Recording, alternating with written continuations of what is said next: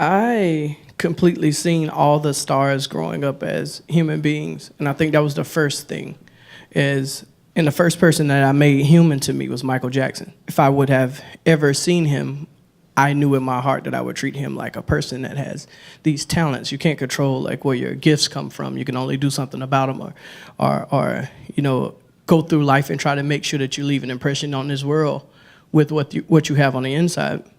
So whoever was singing or writing, I felt like I wanted to be amongst them.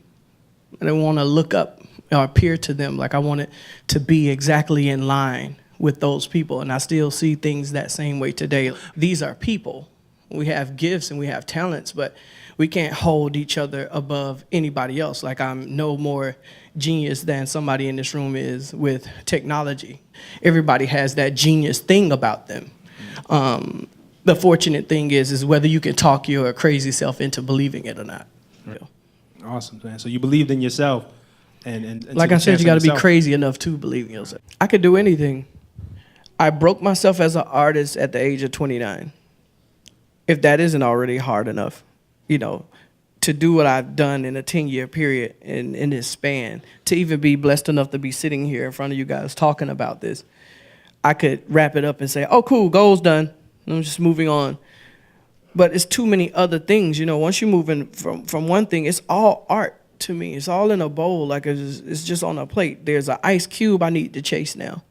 There's a Dr. Dre I need to chase down. Like it's moved on from Lionel and Diane to now it's other people that I see and say, oh, they use that same brain to get those things, and I can use my brain to actually get to the same things that you have. So it's just an everlasting idea to keep pushing, myself. This music thing is like water. Like it's not, my songs are gonna be my songs regardless. Like people get hot and cold and wander off, but you'll be back.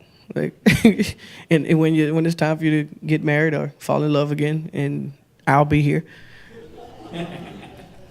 But this idea of what to do or what to do next is what I've been doing all along. Like these are just steps.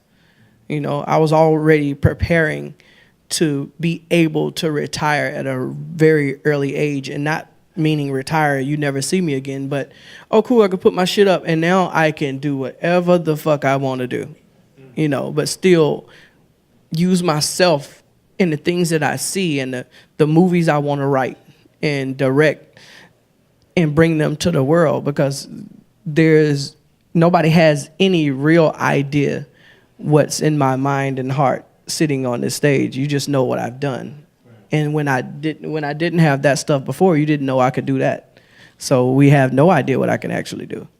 Mm. When you're just a songwriter, you're waiting on people to pick your songs. Shawty is a 10, yeah, probably. That could have been a single on somebody.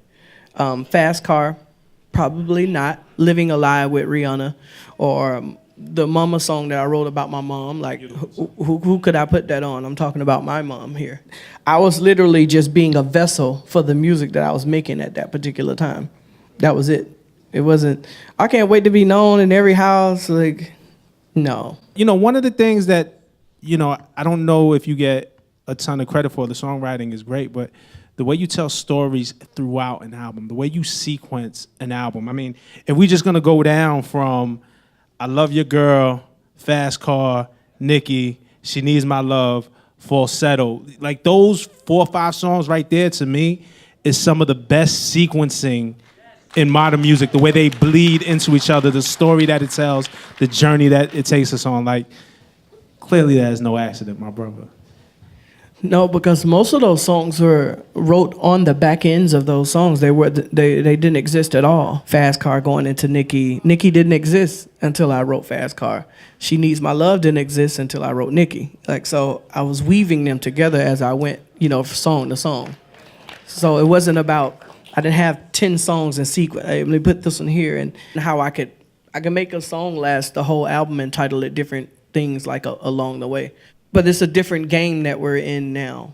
Now I'm in a plan mode of, I have to do this for those kids that are coming after you, because we don't have the patience right now to really for me to put it together for what's important for today's either radio or internet, whatever it is. There's no me without a lot of people that came before me, and that's the rule I play by. That's just how it is. Like, it's a new industry now. Like 10 people could sound the same, and literally will not say that. No, it's not the same. Like, yes, it is. It's okay. You just stole the man whole shit. But it's fine. But don't act like you just came up with it. Like when I came out and it was, Dream kind of reminds me of R. Kelly. I was like, yes, it's fucking R. Kelly. Yeah, thank God. Kelly's 12 play. Yeah, remind you of somebody that's dope as fuck. Oh man, you kind of remind me of Prince with this. Good. That's what I was fucking going for. Like, I'm glad this shit worked. And now, somebody say, you remind me, I'll just take somebody. You remind me of Jay-Z. It's like, how could I remind you of Jay-Z? I don't know what that shit is. Like, I don't know what that is in the body of artists out here. Something I'm inspired by is something that anybody could do in here or say, or we can have a conversation about it, and I will admit that I'm inspired by it. Do you see your influence today? Because, of course. I had a lot. I had a lot to do with it, for good and for bad. And it's my idea that 99% of people can't really sing. Most of the times I write my records so you can sing with me. That's why I write them that way. I had something to do with it because I brought it down to a place where it was easier for everybody to kind of be in that place and sing along, which is a good thing because I think rap took a jump from that. Drake took a jump from that, whether he wants to admit it or not. Like, there's a lot of guys that took that jump to that place, but have walked up to me and said, like, yo, I fuck with your whole first album. I listen to it every day, all day long. I was like, oh yeah, I could tell. Like, but and it's a great thing that happens. The bad part is the gatekeepers now don't know the difference between what R&B is and what rap is. And so that's my disservice because I kind of started that thing where you still, if you're at a radio station, you should know. This is R&B. Play the shit. If you got 10 records, and pick 5 rap records and 5 R&B records. But true R&B records and sing those. Like, every night out of the week can't be fucking hip-hop night at every club. And, songs like Single Ladies, songs like Run the World, I mean, just big women anthems. I think just being a man and be able to write from the perspective of a woman on these big records the way that you have is a gift that not many have. And I want to find out where that comes from. Well, it's definitely from a closeness with my mother. I felt like I lost my best friend, in one way. In another way, like, that was the love of my life. Like, so, and her being around older women when I was, like, I'm talking about women, kids, shit to do, like a different world than, now it's a little bit different. My mother gave birth to me when she was 19. All her friends, they're at the house talking about women problems with men, usually. They probably haven't changed.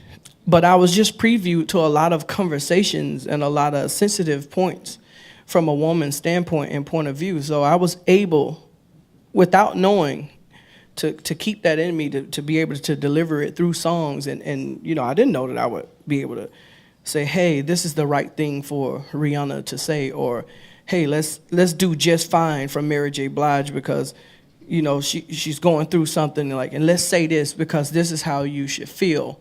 And on top of that, holding a woman to the very highest esteem, period. So I didn't know it was there. It's just a discovery. I had no idea. Like, hey man, you write better records for women than you do other male artists. So what? Help me understand a little bit. Something like Single Ladies with Beyonce. Like, how does that start? Do you come to like, B, I got this brilliant idea? Well, at the time when I wrote that record, I was on the tour with Jay and Mary J. Blige at the time. And I believe Jay caught me in one of the cities, and he was like, yo, I need you to go in with my girl. We went to Rock the Mic, and there's everybody, and this is a true story. Everybody's ready to work. Stargate's in one room. There's a couple other producers in the in one of the side rooms, Timberlands in the back, and I walk in, and the thing that people mostly don't know about me is I talk shit to literally rip myself up to do it. Like, it's not that I may believe it, is the crazy part of, like, why did you put yourself in that scenario? Now you got to come up with some shit. So I walk into the studio, and I'm just loud and obnoxious and being silly. And I said, I don't know who has or think they have the first single on B, but it's over with. I got the first single. I had not wrote a record. I didn't know what I was going to write. I ain't heard a beat, nothing. I'm like literally backed myself into this corner. And that wasn't the first record I wrote that night. It was another record that was really, really good. It just wasn't Single Ladies, which was the next record I wrote, which it took approximately around 17 minutes to do. And usually those songs that take the smaller amount of times are usually the bigger ones because you're not thinking about it. It's just a mood. I had no idea. I had already been calculating what I felt like Beyonce should say to everybody if you were Beyonce, which is kind of everybody. If you're not married, like, you're in a relationship with some guy that just happens to be Jay-Z. Just happens to be. You're in a relationship with a guy, you want him to commit. So how do I make this a coffee table conversation that the guys, of course, are going to lynch me for, of course. But all the women are going to love it, and that's who I love, so I don't really care.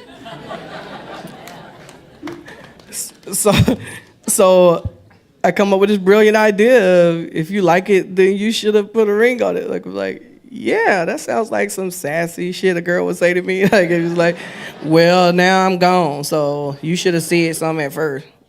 Bye. So. And then all the work that you've done in hip hop. I mean, and just in this conversation that I'm learning actually as we're going along, I mean, this seems to be like just your playground. Like, it seems like you have the most fun. I mean, you know, in working with guys like Kanye and Jay-Z, I mean, we're talking about songs like No Church in the Wild, Ultralight Beam, Holy Grail, Pusha T. One of the hardest Pusha T records ever, Exodus 23:1, hard. Man, how do you approach working on a hip-hop record? Is it any different? Do you put yourself in a different mindset? Nah, I'm in that. My favorite record is Riding Dirty by UGK. Like, that's my favorite album, like, period. Hip-hop is expressive in a certain type of way that R&B could never be, and it shouldn't try to emulate. You know, they belong to their own places. Of course, you make your choice to do which thing it is that you want to do, but I'm lucky enough to have worked with those great people that you've already named for them to let me do my thing. I first had the idea that it was okay to do it, though, by listening to Tupac when he took Devontae, and he made those tracks. And I knew what mindset he had to be in to make those, because those weren't like R&B tracks, you know. And I'm still at that moment now, waiting on that Dr. Dre part of when somebody lets me go crazy on their whole album. I don't know what kind of rap they're doing today. They say something about somebody, but then they friends on the next track, and then the friends with the other person. I don't really get that. We beefing. Like, I don't. That's kind of. But hold on now. So I'm just saying. So you're on the track like during the creation like Exodus 23:1, right? Which a lot of people believe contains shots on Push's part as some other MCs. You know, a lot of people, the Cash Money Camp in particular. Does that put you in it? Like, are you? It kind of makes you. Of course, I think everybody has to pick a side at a certain point. But we're all grown-ups and individuals. If somebody says they're moving on, they're moving on. It doesn't put me at the forefront of anything, you know, which I don't care whether I am or am not, you know, because at the end of the day, somebody knows what's the real thing that's being said, and somebody knows who's not actually giving you 100% the truth. Like, I just want to make sure that I'm aligned with real things. Subliminal shots, like, I don't really understand that completely. Like, I'd rather you just say it to the person that you talk. So even when I heard about it, it was like, oh, really? Like, well, that name didn't come up while we were writing the record, right. You know, but right. Okay, cool. It thrives. The question is, do you believe that traditional R&B can thrive in this market the way things are right now? R&B is literally the sweetest moments of life. If everybody's actually living and you just don't have sweet moments, then no. It won't exist ever. Like, we can forget about it. Nobody has to fall in love. Nobody has to get married. Like, I'm quite sure you still have a wedding song. There's a girl that like has her eye on a wedding song. Like, moments are made by those songs. It's just different soundtracks for different moments. Like, it just doesn't have to be that all the time. The test of time is more important to me than just being hot. I got you.